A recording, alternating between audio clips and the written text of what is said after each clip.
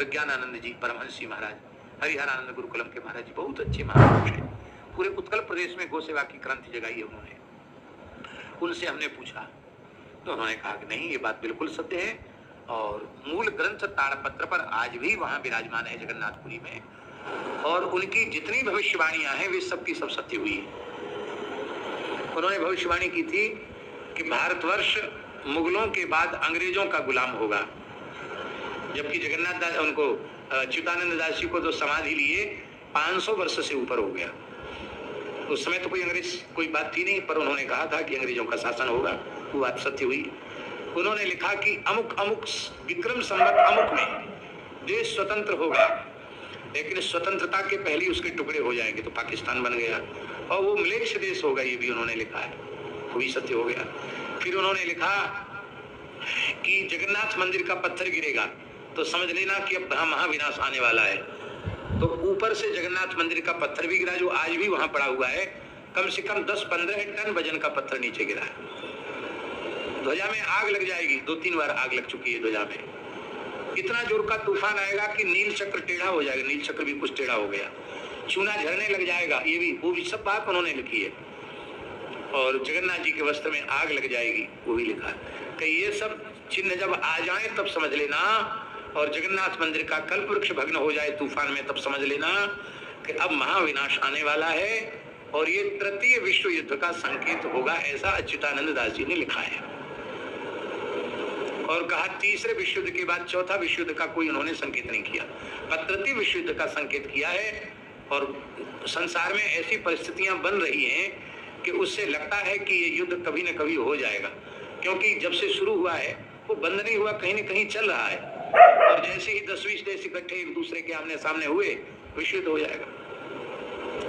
तो उस विश्व युद्ध में बहुत भारी नरसंहार होगा, कितने लोग मारे जाएंगे। अच्युतानंद दास जी लिखते हैं कि विश्व की जनसंख्या मात्र 64 करोड़ रह जाएगी। कितनी? इस समय कितने हैं? 8 अरब से ऊपर, मात्र 64 करोड़ लोग जिंदा रह जाएंगे, उनमें 31 करोड़ भारत में होंगे। बचेंगे कौन? बोले जो भगवत शरणागत भक्त होंगे, जो गौ और ब्राह्मणों के उपासक होंगे, वैदिक सदाचार जिनके जीवन में होगा, उनको भगवान ही कृपा करके बीज रूप में बचा लेंगे, ऐसा भी लिखा। इसलिए कहा भगवान नाम का जप करो, त्रिकाल संध्या करो, यूं करो त्यों करो, और भगवत शरणागत हो जाओ, सावधान हो जाओ, तो भगवान तुम्हारा नाम लिस्ट में लिख लेंगे और तुमको बचा लेंगे, नहीं तो फिर तुम्हारी तुम जानो, विनाश तो होने वाला है। और उन्होंने भी ये बात लिखी है कि मरु और देवापी को भगवान इस धरती का शासन सौंप देंगे।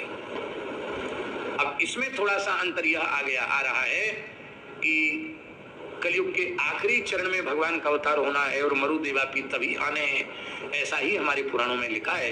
तो ये कैसे होगा, इस संबंध में भी उन्होंने प्रश्न भी किया है अपने मूल ग्रंथ में, और उसका समाधान भी किया है कि जितना अधिक पाप बढ़ेगा तेजी से, उतनी अधिक कलयुग की आयु नष्ट होगी, और सोमवती अमावस्या, सूर्य ग्रहण, चंद्र ग्रहण आदि से कलयुग की आयु कम होगी। कम होते होते इतनी कम हो जाएगी कि इस तृतीय विश्व के युद्ध के बाद भगवान कल्कि का प्रभाव दिखाई पड़ेगा, और 1000 वर्ष के लिए कम से कम फिर से समय बदल जाएगा, ऐसा।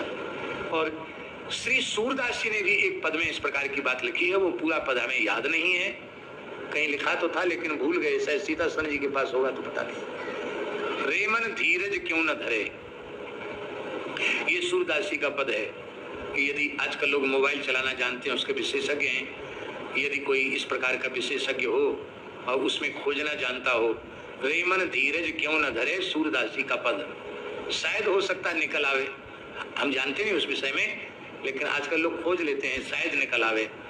तो वो उसमें ऐसा है, रेमन धीरज क्यों न धरे, संवत 2000 के ऊपर ऐसा काल परे, पूर्व पश्चिम उत्तर दक्षिण 34 प्रजा मरे, सूरदास जी लिख रहे हैं। और इसमें लिख रहे हैं सहस बरस लगी सतयुग व्यापे, ये पूरी महामारी के बाद, मरने के बाद फिर सहस बरस लगी सतयुग व्यापे, 1000 साल के लिए धरती पर सतयुग जैसा समय आ जाएगा।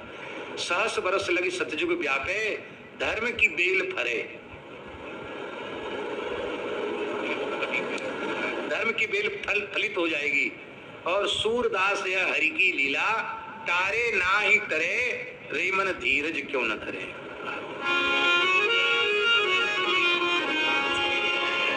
चलो भैया, ये तो बड़ा लंबा है।